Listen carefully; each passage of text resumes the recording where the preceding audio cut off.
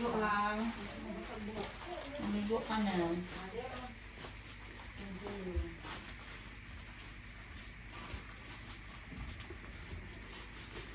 Bihis ka na lang.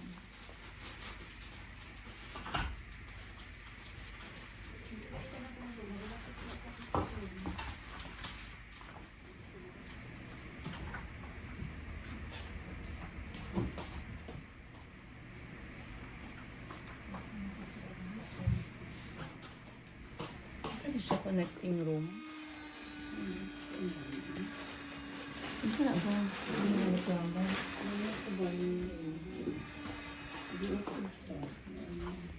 Bantayin mo ka ulit. Nakabantay sa inyo ka. Sa Airbnb. Pagbutay mo? Yung iwan.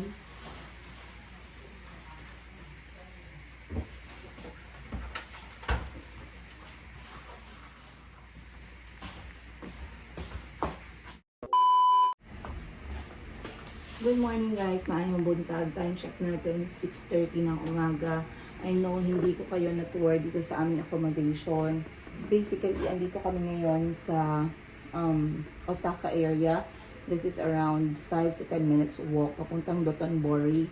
Napaka-accessible sa lahat. Along the road lang talaga siya. Ang daming family mart, ang daming restaurant. But what is the best part is, nilakad lang namin lahat ng mga highlights na nandito sa city ng Osaka because of this Airbnb. So, ayan, eto ang bedroom number 1 kung saan kami ni Achi natulog. This is her bed. This is my bed. Dapat magkatabi kami ng friend namin dyan, kaso hindi siya nakatulog dyan. Siguro ang lakas ng hilik natin. Ganda ng bintana, oh. Pero let's try to see what's outside ba. Ayan. Ay, nakalock siya. Gusto ko sana i-feel natin yung hangin sa labas. Pero since hindi, lock na lang natin ulit. Ayan. But, ito yung kwarto namin. Hindi ako nakapag-tour. Basically, nagulo to. But of course, kailangan nating ayusin ulit na parang walang nagstay. So, maaga akong gumising. Maaga kaming gumising para mag-pack up, mag-clean up. Ayan, now I'm going to change my clothes for day 2 here in Japan, Ohio.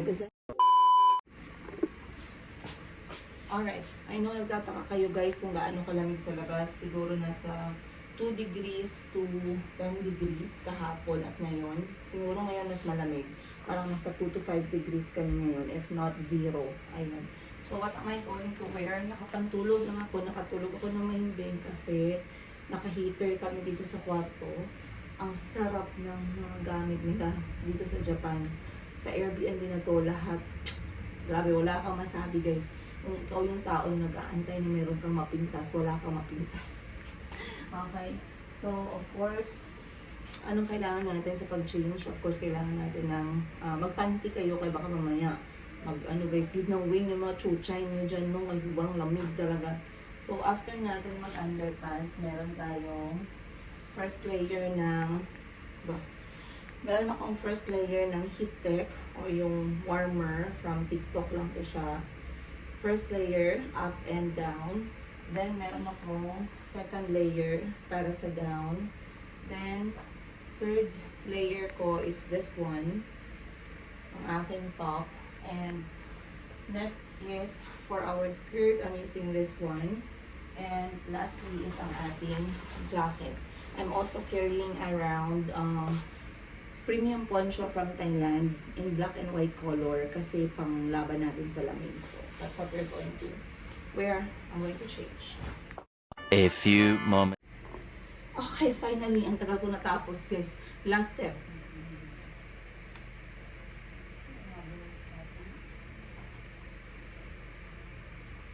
So, ito yung ating outfit for day 2.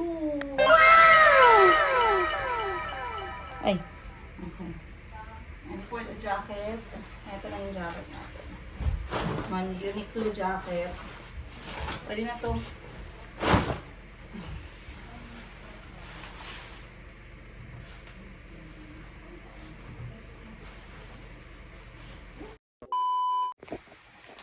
Alright Alright guys, I know hindi ko kayo nabigyan ng house tour.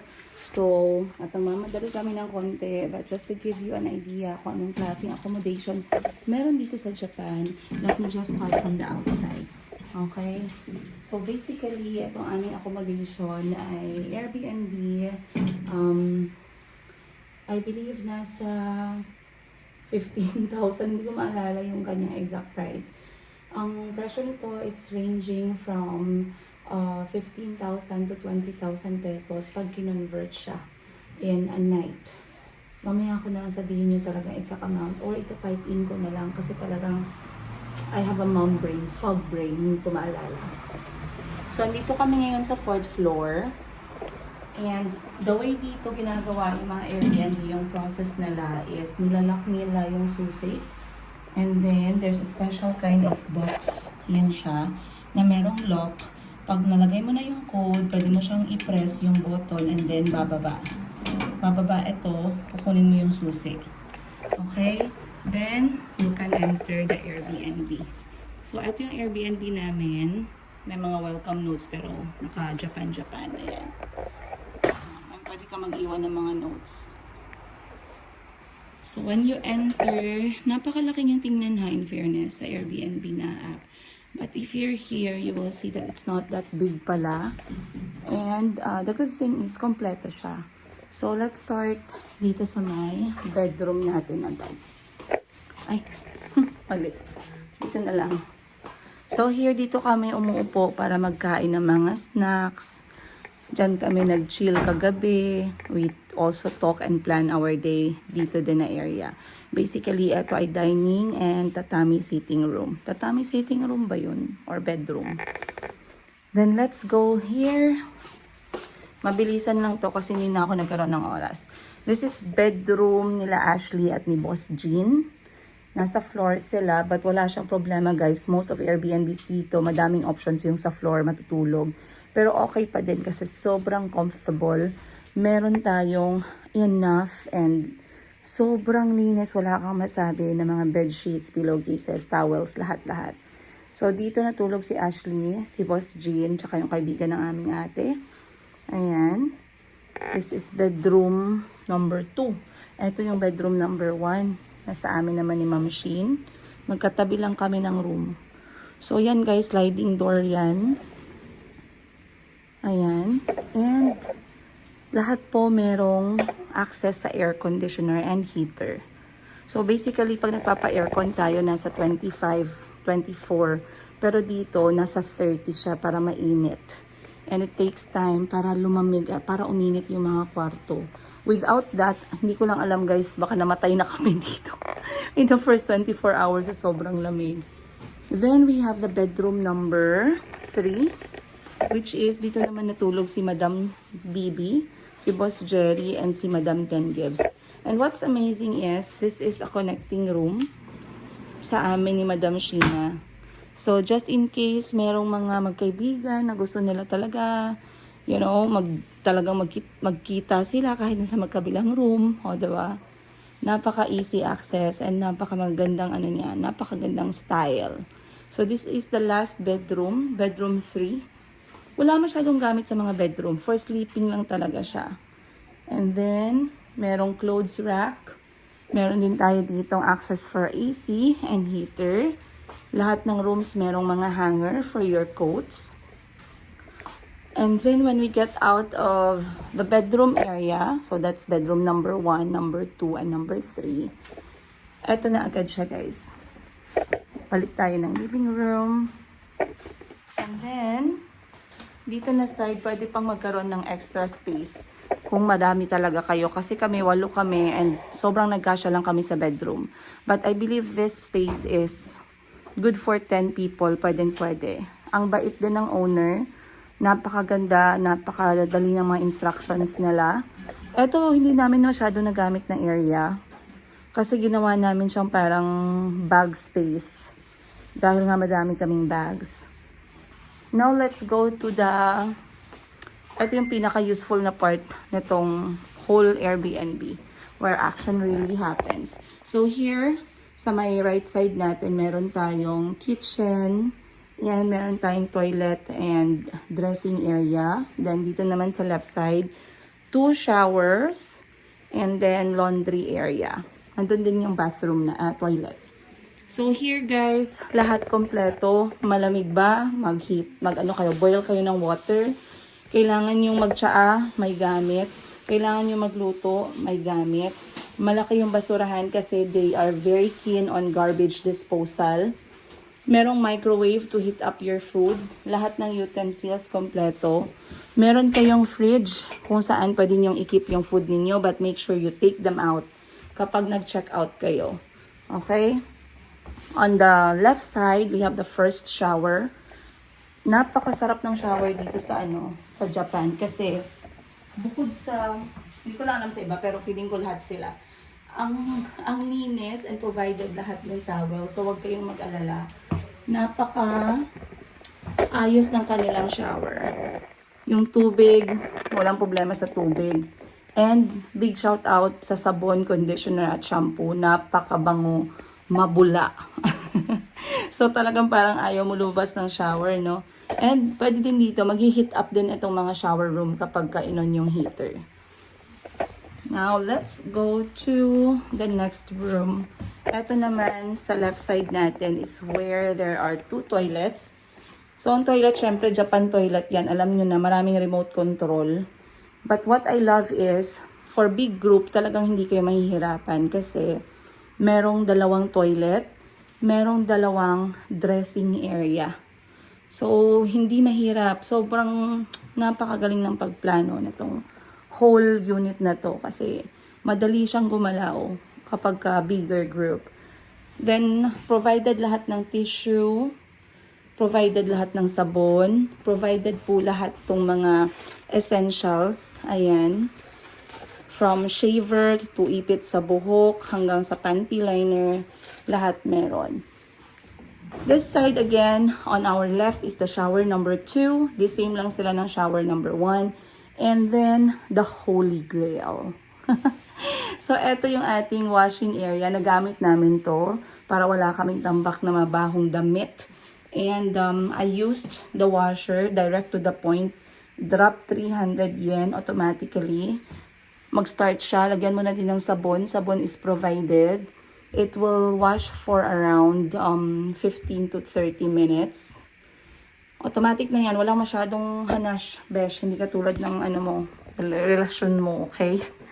So, dito naman is yung dryer. Hindi ko alam. Hindi ko siya tinranslate, pero that's how I understood, which is tama naman. Every 100 yen, it's 15 minutes. So, 300 yen, 45 minutes can dry the clothes. Huwag nyo na lang i-overload. Alam nyo na yan. So, 100 yen is around 40 pesos, I believe. Tama ba ako, guys? Nasa 30 pesos to 40 pesos ang 100 yen. And this one, 120? 120 or 100 yen sa 100 pesos sa 300 yen. If hindi naman siya masyadong natuyo, merong hanger space. Ayun. So, basically, that's it. And before tayo umalis, kailangan natin i-make sure na naka-turn off lahat-lahat ng mga area para hindi tayo mapagalitan ng ating Airbnb host. Dapat lahat naka-shutdown. Ayan. Saan pa ba ito? Bakit may ilaw dyan? Okay.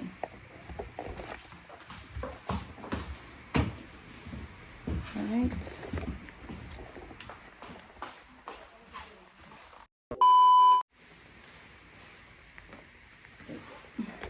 So, pagka nagstay dito sa Japan, guys, maraming instruction, no? So, dapat sundin lang natin yung instruction. So, dito sa Airbnb, yung mga instructions na nakita ko is mostly, madaming instructions, pero yung talagang importante is kuryente at saka basura. Yan. And of course, common sense na kahit saan tayo pumunta na maglinis bago umalis, diba? Kung may ginamit kayo ng mga bagay, ibalik nyo sa lugar, tanggalin yung saksakan. Pero minsan kasi, iniiwan lang natin yung basura, may mga guest na iniiwan yung basura, may mga guest na iniiwan yung mga hugasin. So, pag Airbnb, you have to wash them at least. Kahit hugasan nila ulit yan, okay lang. Hugasan nyo pa din. Diba?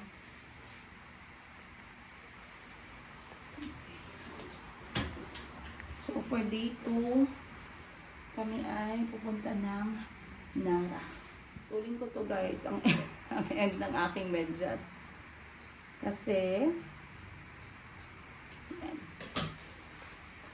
Kasi, minsan masakit din siya sa dulo ng sapatos. Masyado na siyang makapal. Ang takip ang kuko yung daan.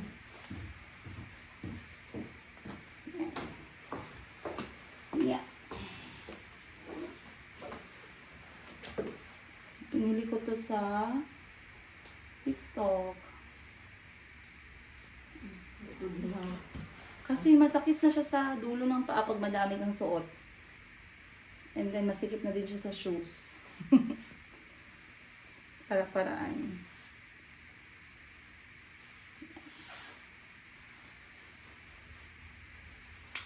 Okay. You see? You see what I'm trying to do here?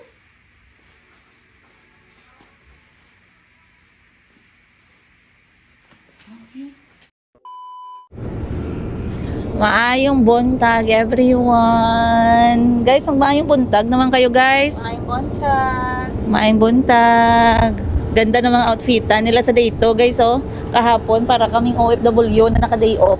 Ngayon, para na kaming OFW na merong leave. Ah, sa siya. Ayan si Boss Jerry. Ayan.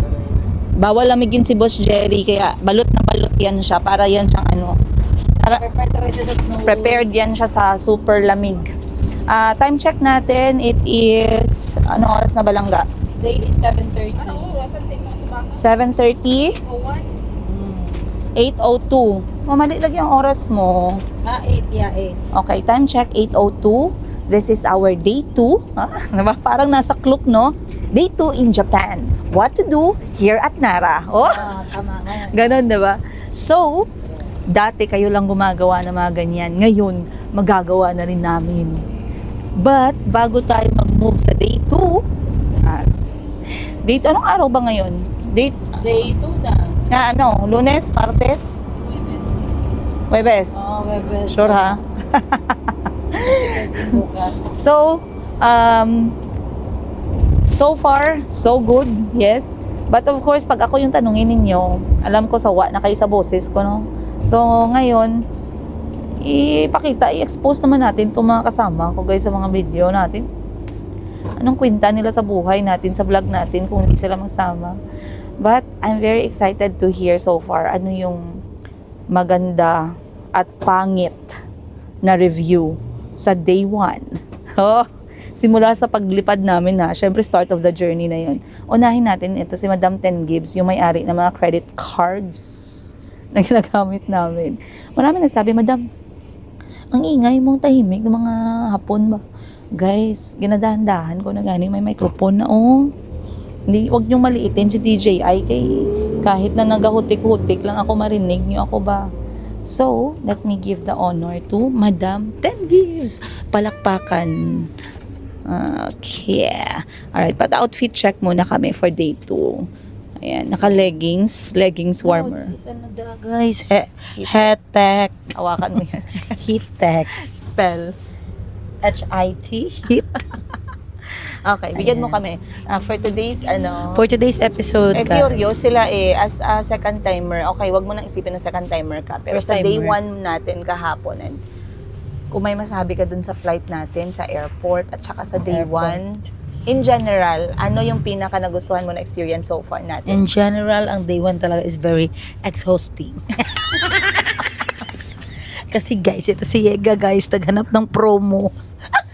At saka alam niyo naman guys, basta promo, doon tayo sa mga oras Bukod-bukod. na may lagim.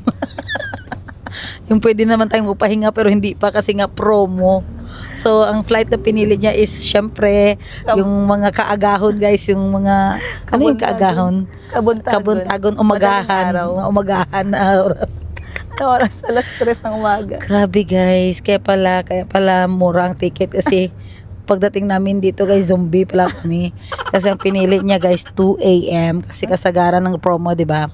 Usually nasa midnight or nasa early morning. Okay, dito sa Osaka, sa day 1 natin. Sa day 1 naman Kamusta na guys. ang day 1 mo? Pagpasok namin sa kwarto guys.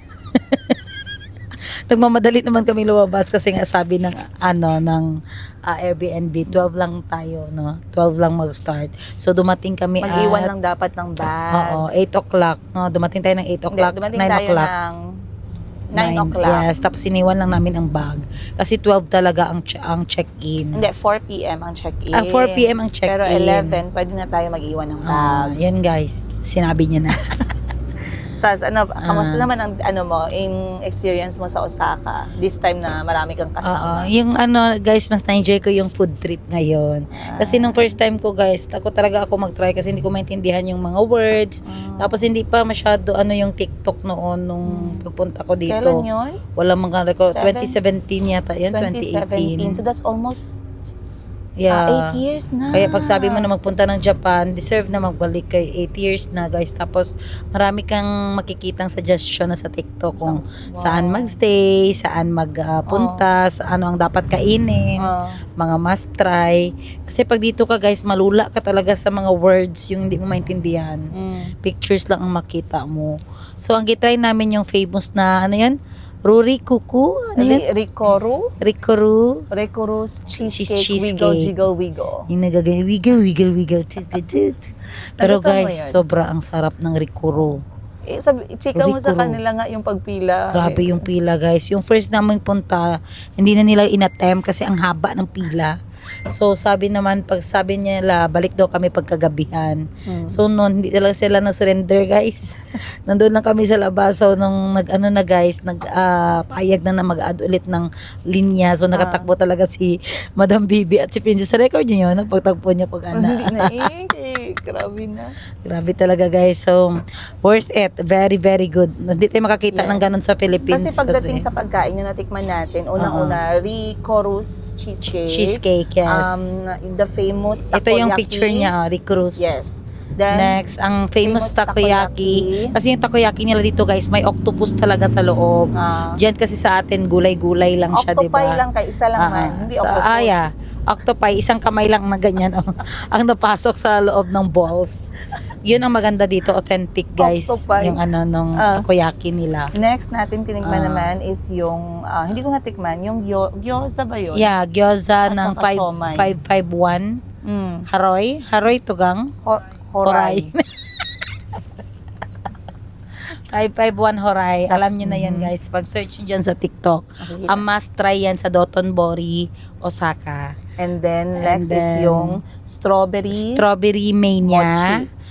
Kung saan piliin mo yung may mochi. Different kind of flavors na may toppings ng strawberry. So, ang pinili namin kagabi is chocolate, matcha, and the pastry something. Chocolate, strawberry, and matcha, tatlo. Yeah, tatlo sila. And then we also tried matcha ice cream. Yes, the matcha Cremea, the brand Cremea. Yung sarap ng cone, no? Natikman mo? Yes, ang sarap ng cone. Para siyang Kaso lang milky. malamig talaga guys, kaya parang Buti isa lang Oo. dalawa pala binili natin. dalawa, para lang talaga matry namin guys kahit malamig. Nilunok namin lahat.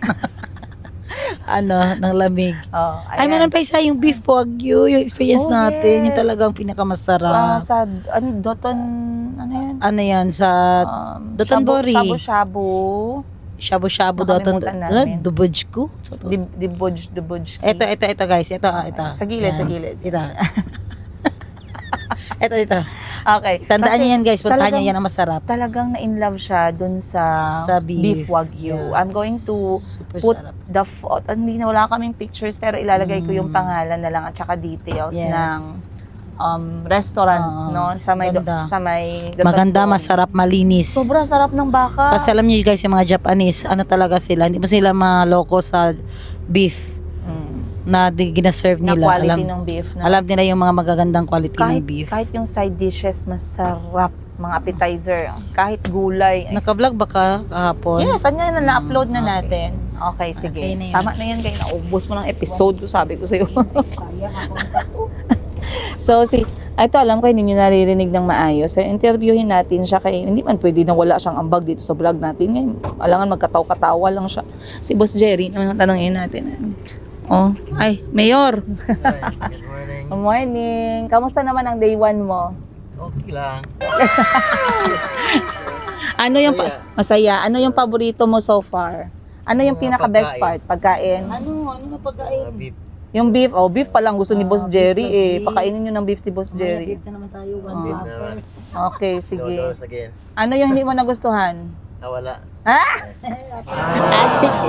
Okay. Thumbs up pa. Okay, approve kay Boss Jerry. Pero si Boss Jerry kasi mahilig talaga yan siya sa may karne. So, dito tayo kay Boss Jean tayo.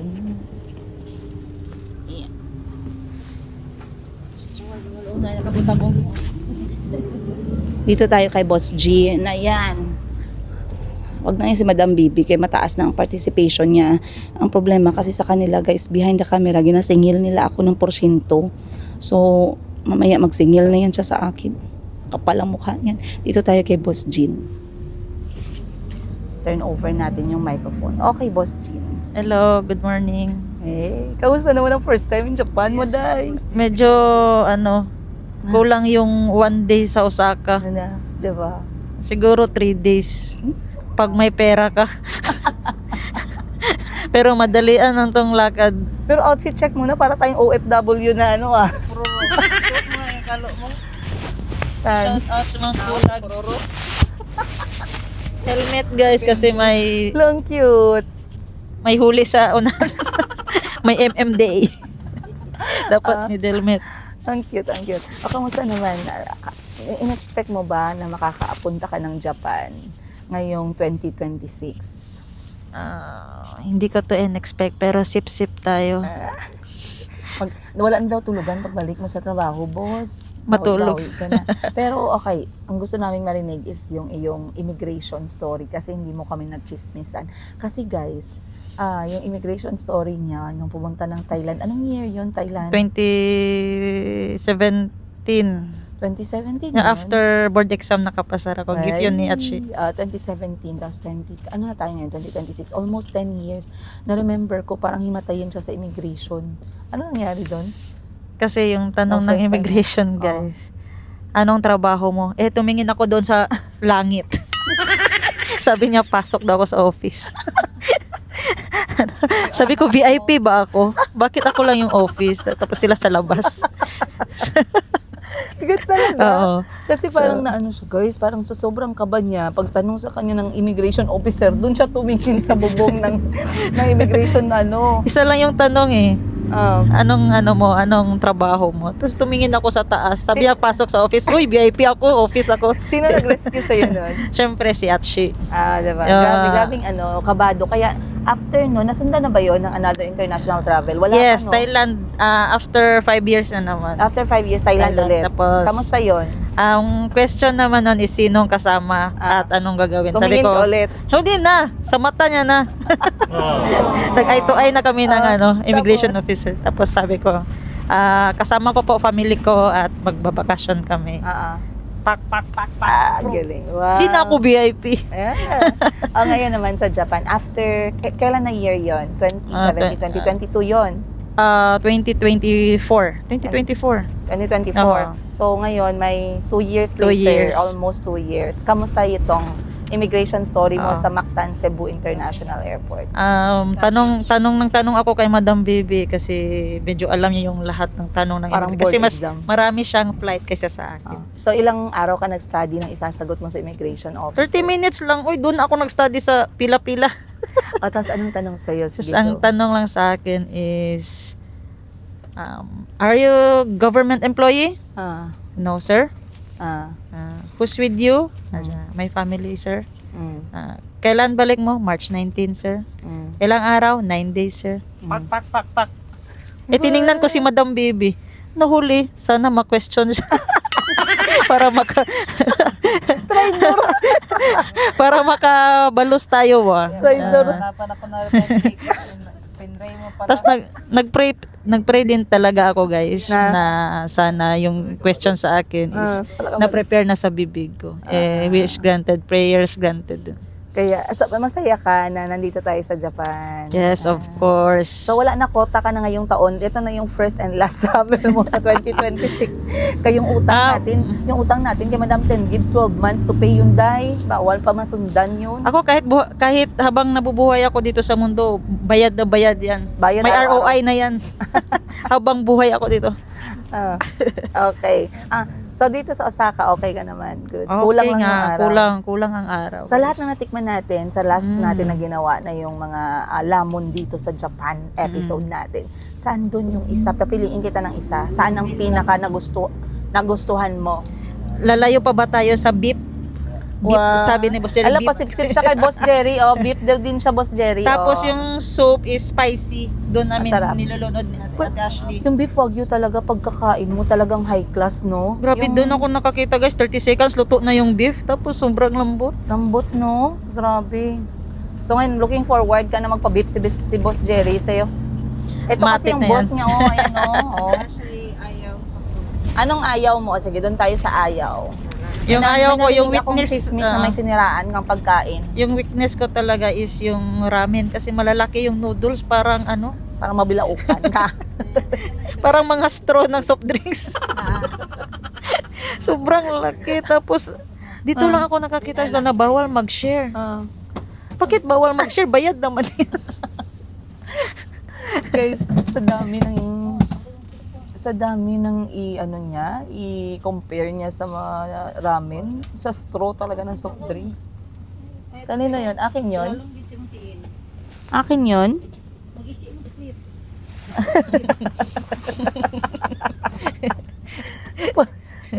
Huwag mong ganyan ganda. Ano yan, ukay?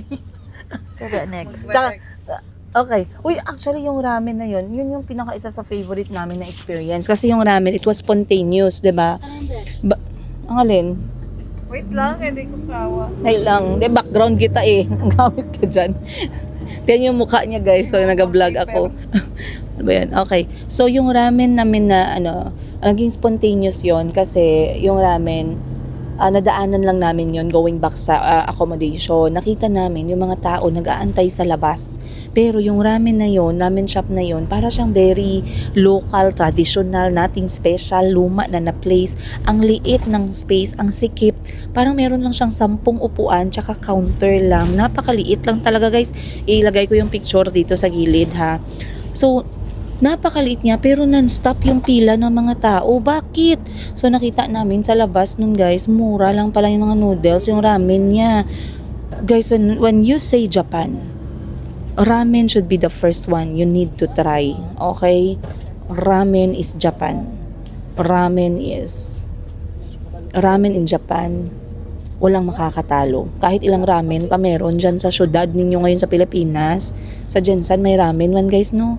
Pero ramen in Japan, hindi overwhelming yung lasa niya, pero napakasarap. So pumila kami, bumalik kami nung lumabas kami, tinry lang namin kung magkakaroon ba ng space. Nagkaroon ng space guys. Ngayon, bawal pala mag-video. Bawal pala mag-video dun sa ramen shop na yun. So, nakakuha lang kami ng few pictures. May pictures din ako na i-attach. Ang pumasok, si Boss Jerry, si Madam Ten Gives, ako, si Boss Jean, si Madam Bibi, tsaka si kaibigan namin, si Miss Arlene. Ayan. Hindi nakasama si Madam Sheena kaya she's not feeling well. And si Ashley kasi nakatulog siya. So, pumasok kami guys. Hindi namin chinek na cash pala dapat ang transaksyon. Akala namin pwede mag-Gcash, tap the card. Guys, strict to yung mga lalaki na nagaluto. Pailing-iling siya. Sabi niya, wala palang mga pera. Itong mga piste na.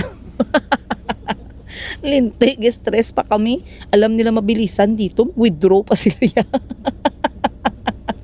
Takot talaga kami sa kanila, guys. Ang stricto nila, magkain lang gani kami ng ramen. Tapos umupo na kami, pili na kami. Yung price, yung mga prices niya is nasa 300 yen hanggang 600 yen lang yung kada bowl. Hindi pala bowl, yung labador. Ang laki ng mga serving, guys. Yung mga katabi namin ng mga local na kumakain, kasi sikat talaga siya sa mga local. Siguro walang pasensya yung mga turista no, na magpila-pila. Ang bilis nila magkain, ang sarap nila magkain. Makita mo sila sa labas, talagang gumaganon talaga, guys. Pakiulit daw, Madam B. Anong itsura? Gumaganon talaga. Yung nagatunog-tunog talaga ba, no? Tapos yung noodles, napakalaki. Yung sabaw, napakadami. Pero yung kanyang sahog, konti lang. Tubig, tapos yung noodles, tapos yung karni o yung tempura, tapos yung dahon ng sibuyas ba. Ganun lang siya. And then, edi, nag-order na kami, guys. Sabi ko, can we pay with our card? No card. Sabi nga, kinabahan na ako, guys, kay malayo pang ATM machine. So sabi ko kay Madam Ten Gibbs, ako na magtakbo, punta akong ATM. Nag-withdraw ako. Ngayon, ito namang Princess Higan, yung minsan bobo talaga. May option dun sa machine pag mag-withdraw, GCash yung gamit ko na ATM card. Sabi, do you want to withdraw 10,000 yung minimum? 10,000 or 1,000 yen times 10. Gipili ko yung 10,000, guys. Paglabas, buo. Pakita ko muna, hawakan mo itong microphone. Pakita ko yung 10,000. Ang nilabas, guys, literal na 10,000 yen, buo. Magkano ba tong 10,000 yen? Pakicheck na. 3K. Kapin. Hindi, 4,000. I think. Parang nasa 4,000 pesos.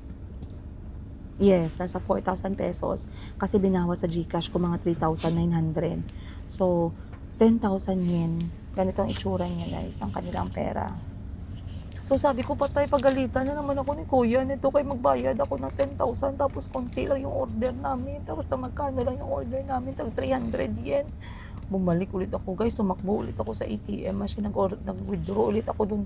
Ipili ko na yung 1,000 yen times 10. So, sa wakas, nagkaroon kami ng smaller bills. So, pagbalik doon, feeling proud ang ulan. Yung kami pera na kami pambayad. So, kain na kami, guys. Kain na kami. Maya-maya, nagareklamo na si Boss Jin, tsaka si Madam Bibi, kay kadako daw, kalaki daw talaga ng noodles. And nakita namin yung iba, nagmamadali sila, tapos kain. Arigato gozaimasu. Oh, labas na. Pasok ulit. Itadakimasu. Kain. Arigato gozaimasu. Grabe, makapresyo naman tong kainan na to. Hindi namin naubos, guys. Naglabas kami. But, nakaka-pressure siya. Pero, mabilisan. Sabi nga ni Boss Jerry, pinaspasay daw. But, magandang experience, di ba, Boss Jerry? Di ba? Magandang experience. So, talagang nagustuhan namin yung part na yon kasi it was very local. Ang ganda ng experience niya. Very traditional.